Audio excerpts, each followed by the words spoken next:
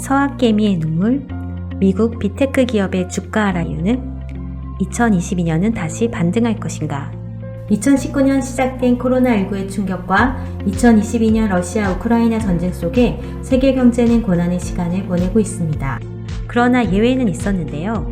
재택근무와 비대면 활동이 늘어나며 첨단 기술로 무장한 글로벌 빅테크 기업은 반사 이익을 누렸습니다. 아마존, 알파벳, 메타, 넷플릭스 등 언택트 문화에 특화된 기업은 실적뿐만 아니라 주가도 고공행진을 했는데요.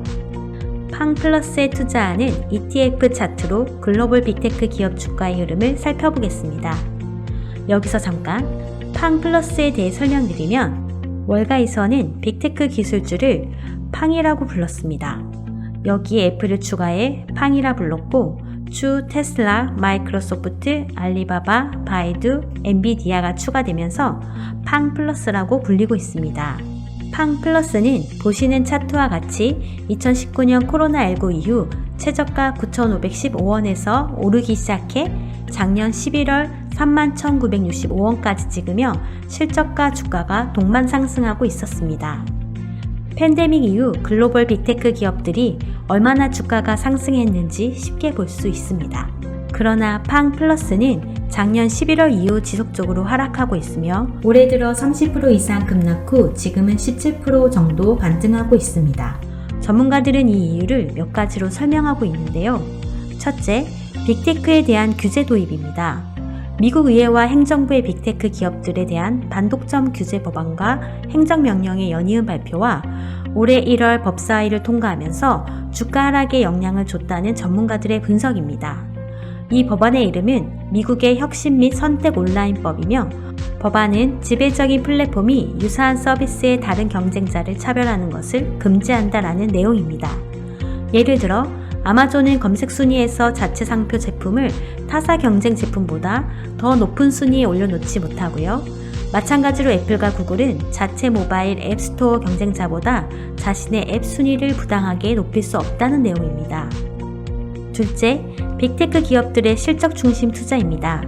2월 초까지 빅테크 기업들의 실적 발표가 마무리되면서 넷플릭스와 메타가 시장 기대에 못 미치는 실적 발표에 거품 붕괴, 공포 확산되고 있으며 기술주의 엇갈린 전망 속에 월스트리트 저널 승자 패자 판정이 시작됐다라고 얘기하고 있습니다.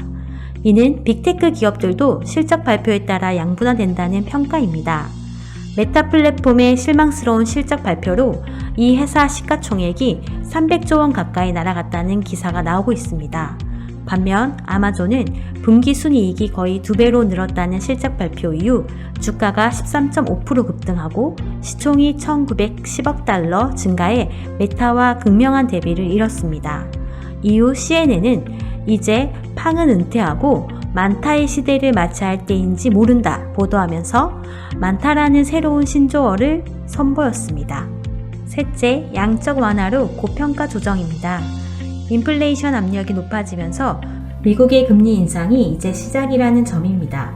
제롬 파월 미 연준 의장의 재신임 이후 연준이 긴축 기조로 선회했고 또한 미국의 지난달 소비자 물가 지수가 작년 동보다 7.9% 상승하며 40년 만에 최고치를 경신했습니다.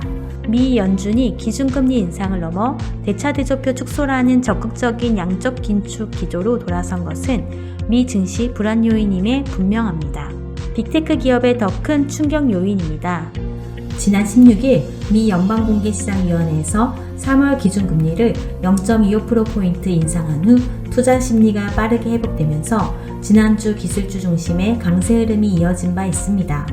그러나 올해 연말 금리 수준을 1.9%로 예상했는데 이는 남은 6번의 회의에서 0.25%포인트씩 추가적인 인상에 나설 수 있음을 시사한 것으로 해석되면서 다시 약세 흐름으로 움직이고 있습니다. 기술주는 높은 성장 가치를 누리려 단기에 벌어들인 순이익의 상당 부분을 설비 투자에 쏟아붓습니다.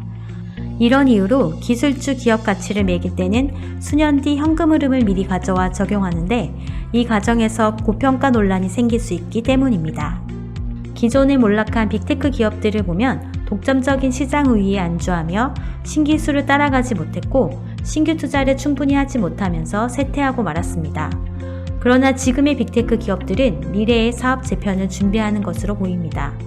예를 들어 애플의 가상현실 헤드셋, 메타의 오큘러스, 마이크로소프트의 홀로렌즈 등 VR로 경쟁을 시작했고 알파벳, 애플, 아마존은 자율주행 자동차에 거대 투자를 하고 있습니다. 개인 투자자들이 빅테크 기업도 옥석을 가리면서 저가 매수에 나서고 있다는 신호도 나옵니다. 최근 테슬라, AMD, 엔비디아 등에 대한 개인 투자자들의 투자금 순유입이 2020년 9월 이후 세대로 나타냈고 반다 리서치는 투자자들이 새 주식을 페이스북이나 아마존, 마이크로소프트, 알파벳보다 더 선호한다고 분석했습니다. 지금은 팡 플러스와 같은 ETF보다는 개별주 의주의 선별 매수로 그 기술력에 장기 투자해볼 만한 시기라고 생각합니다. 메타 플랫폼, 넷플릭스의 주가 폭락은 페어차일드, IBM, 노키아처럼 기업 쇠락의 길로 갈 것인지 다음 시간에 자세히 살펴볼 필요가 있을 것 같습니다.